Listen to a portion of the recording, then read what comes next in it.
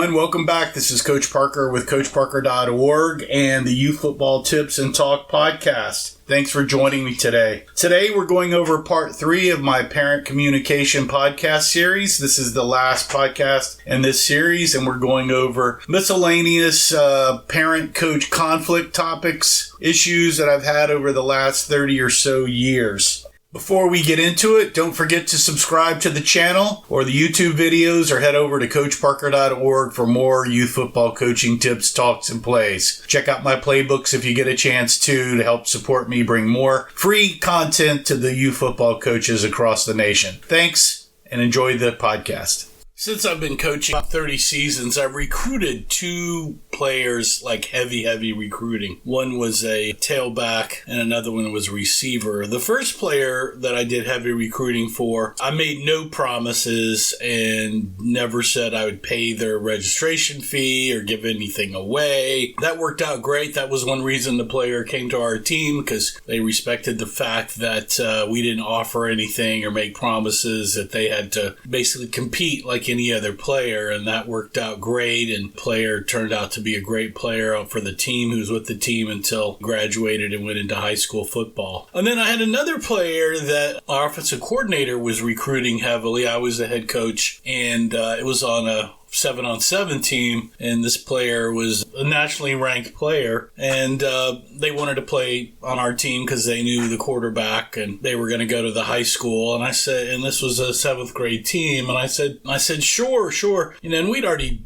started the season and had t-shirts and everything, and he wanted to come over. Then I said, hey, don't worry about it. I've got extra stuff, and don't worry about your fee or whatever. I'll send you the schedule and everything.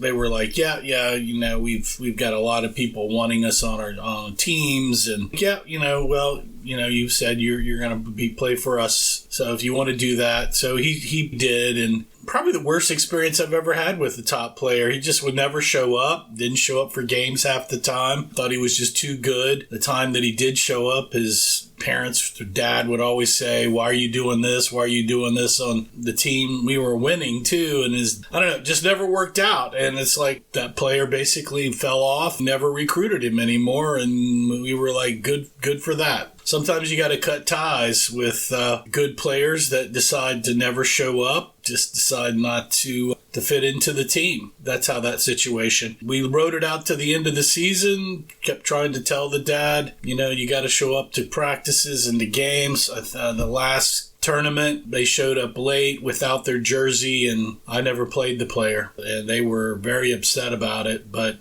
you just can't not show up and then expect to go play. But I think that's like a lot of star players now.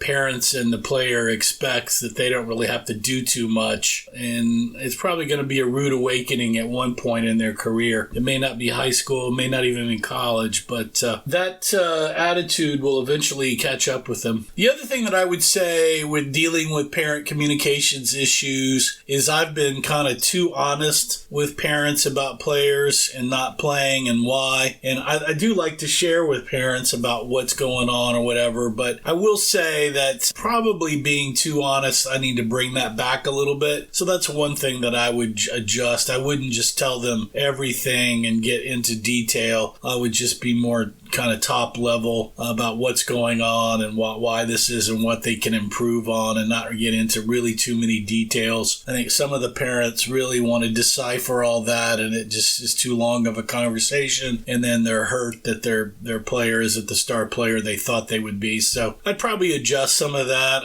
not be so much too honest. Kind of along those lines, when I pull a player now from a position, especially if they've been playing for a while there, I definitely will talk to that player, let them know what's going on, and definitely talk to the parents so it's not just a surprise that it's happened. I know a lot of parents get upset about it. The players are depressed. So I think it's professional and respectful to let the player know what's going on and why that is. I know that's kind of probably new school versus old school, but I think in this day and age that kind of has to go on, especially at the rec level, maybe not so much at the select level, but if you want your players to really play for you and respect you, I think communication with them is good. I had a situation, and I guess this is good as any to talk about it. I was a league official, kind of a coach on the field, doing field duty, and there was some unruly parents after a game. The two parents they were arguing and yelling at each other in the middle of the entry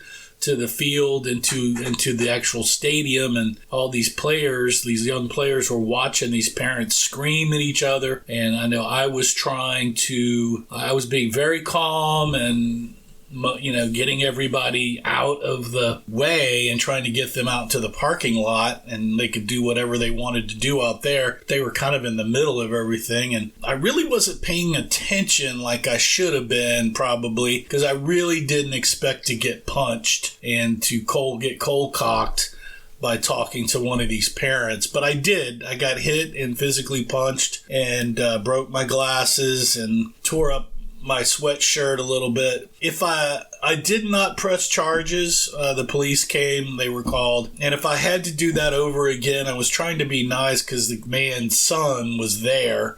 I didn't really want him to get arrested with his son there, and so I didn't press charges. But if I was to do that again with everything that's gone on, I would press charges. After the fact, the league said, well, why didn't you press charges? And I think I would. I mean, I did nothing other than trying to get them out of, motioning, and I showed him my badge that I was a field director to get him out, and when I did that, he cold cocked me. So one, I would have pressed charges if it happens, and I think you should. That way, parents get the understanding that league officials and coaches, volunteers, if they get hit, they are going to go to jail. And I think, two, I think we should have pressed charges and sent them to jail there. Always keep your guard up around angry parents. I kind of let my guard down thinking there's no way. There's so many people around here. There were off-duty cops that were around, and I knew who they were, and he got put to the ground quickly after he punched me. So I wasn't really worried about getting hit, and I think that's if there's a parent, and I didn't know the parent because he was on this other team, but, he was a big guy. He never came down. He was red. I should have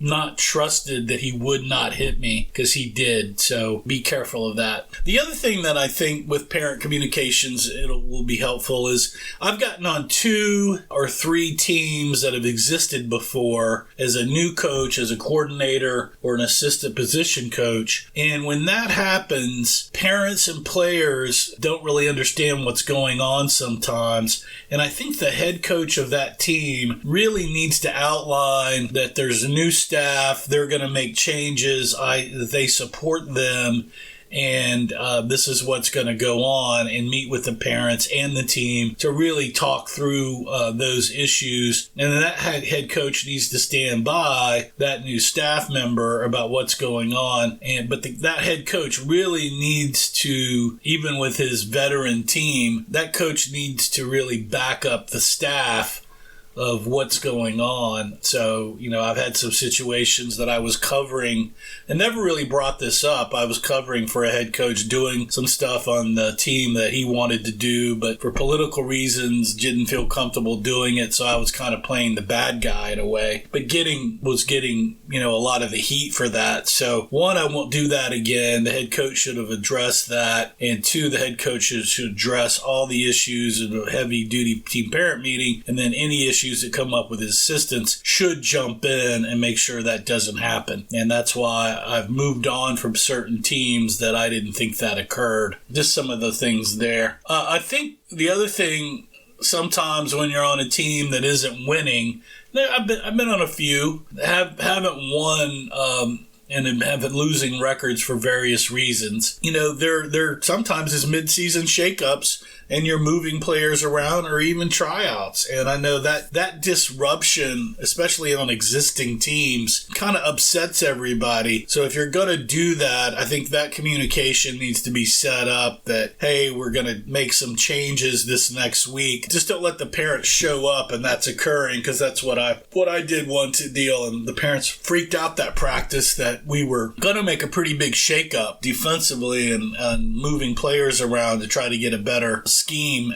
They were a little upset that little Johnny wasn't going to be playing in this certain position anymore. Make sure you communicate that and that gets set up good expectations. The other thing, and I've said this before, is if you're going to, one, it's good to set the expectations with the parents early on what you think the season's going to look like. We had taken a developmental type approach to one team on a rec league that we were drafting, where you can't really talk to parents early that that's going to happen. We got kids on the team, and then we told everybody, and we were losing because we were the youngest team. But we did it on purpose, trying to look at kids that we didn't know and that were young. And that season was not as good as we had hoped. And I think if you're going to go through a developmental or rebuilding process, that needs to be communicated to the parents up front and let them know kind of what's going on, so everybody has an expectation that, we are really basically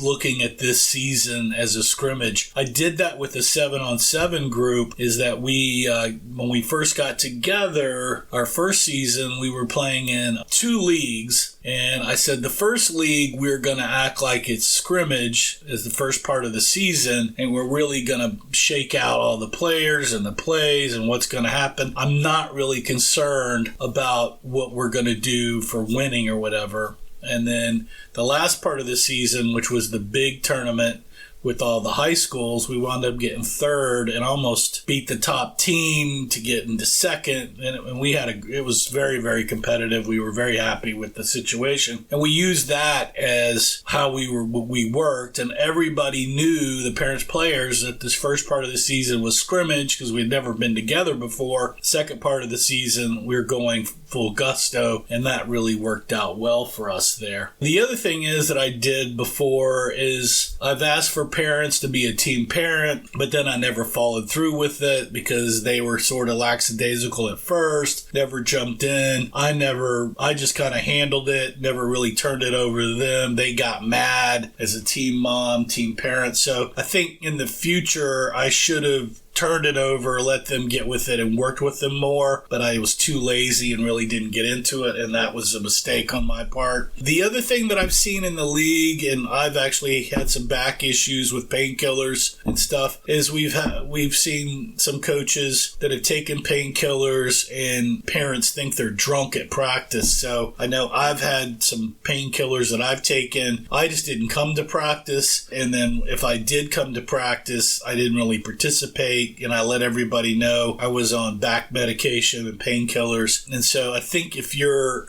taking medication and it's making you loopy, let the team parents know that you don't show up and they think you're drunk, because we had an issue at the league and that was a big problem. So just be aware of that. The other thing we've had, and we got to talk to parents about this, so we've had parents pull kids out for risk of injury, sickness, school issues, behavioral issues, or whatever. We've had to explain to them that, hey, you need to, for playtime, you can't keep pulling your kid out of practice. At some point, it's catching up. And if you're going to pull your kid for grades or behavior issues or school issues, let us help you deal with that, because when you're pulling the kid out, especially if they're above average player, that's hurting the team overall. It is a team sport, so we need to know we can prepare for the games. If your son or child is not going to be at a game or whatever, you need to let us know, or you're pulling him. We can't just know that day. That also is about vacation time. Try to get that communicated and up front in your parent meeting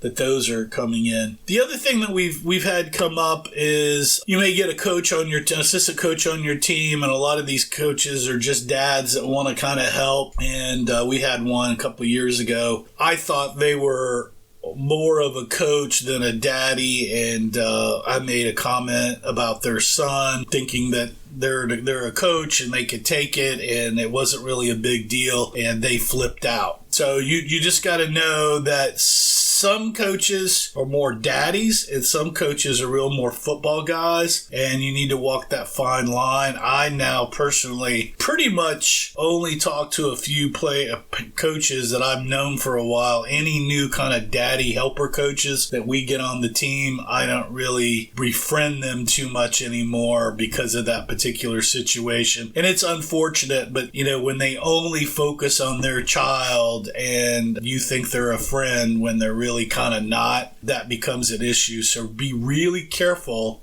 of who you put on your team. If they don't like you or one of your OC/DC, offensive coordinator, defensive coordinators, or you, or there's a little issue there, there's no reason to put them on staff. They could just be a helper at practice, but if there's no reason to put that person on staff, if there's any inkling that they're going to be disrespectful to any one of your long-term staff members, there's no reason to do it because it's not going to work out most likely. We've had a couple other things, about 3 or 4 here left. There's parents that will get upset with you that you did not draft or freeze your player, or you cut a player from your team and they were your best friend when they were on your team, but become mortal enemies basically when you don't put their child on your team again. So be careful of that, and be careful of trusting those parents, because we found out, which we thought certain parents were friends, they actually were your mortal enemy in the background and telling people that you were cheaters and all kinds of goofy stuff when they know we weren't. So be careful of that if you have a player that you've cut and they're still in the league and around you and you're trusting of the parents. Just be aware that they might be upset that their child isn't on your team. The other thing we've had is, and this comes especially with some helicopter parents, even though you may be punishing the whole team because they jumped off sides or people aren't tackling. I had one drill where if you didn't make a tackle, you had to run to the fence. Parent got upset because their child didn't make like 4 or 5 tackles in a row. They're having a bad day. Normally their child is a very good player. Well, he got to go to the fence quite a bit. And they were furious that their son had to run and let me know about it. You couldn't really calm them down that practice about it. So if they think that you're pushing their son too hard, talk through it, find out why. Let them know this is how you're not targeting anybody on the team at all. The other thing that we've seen is that there's some parents that are on your team, sets of parents, they don't like each other. That's happened a couple of times. And they're like the Hatfields and McCoys if they come together. We've tried to talk to both, tell them to keep it professional, tell them to keep separated, don't get together, try to keep their kids kind of separated, not make a whole lot of comments about what's going on. And then when the season's over, one of those parents is probably going to go based on they don't like the situation. And that's unfortunate, but sometimes for whatever reason, people don't like each other and you can't logically get through it or explain it, or they can't handle the situation. There's going to be a separation there. And just know, if you've got one of those things going on, that if you like those players, prepare that maybe one or both are gone. And if you do keep them, figure out how to resolve the situation. Sometimes it is unresolvable. But I think that is all of my parent communication issues that I've put together here for this podcast, and hope you enjoyed those. Thanks for listening to the Parent Communication Podcast Series. This is Coach Parker with CoachParker.org and the Youth Football Tips and Talk Podcast. Thanks again for joining me today, and hope you enjoyed the podcast. Please don't forget to subscribe to the channel, YouTube, or head over to Coach Parker for more free youth football tips, talks, and plays. Check out my playbooks if you get a chance. Purchasing those helps support me bringing more youth football content to youth football coaches across the nation. Thanks again. Hope you're having a good day. Good luck this season. And remember, play for fun, and winning is funner. Ciao.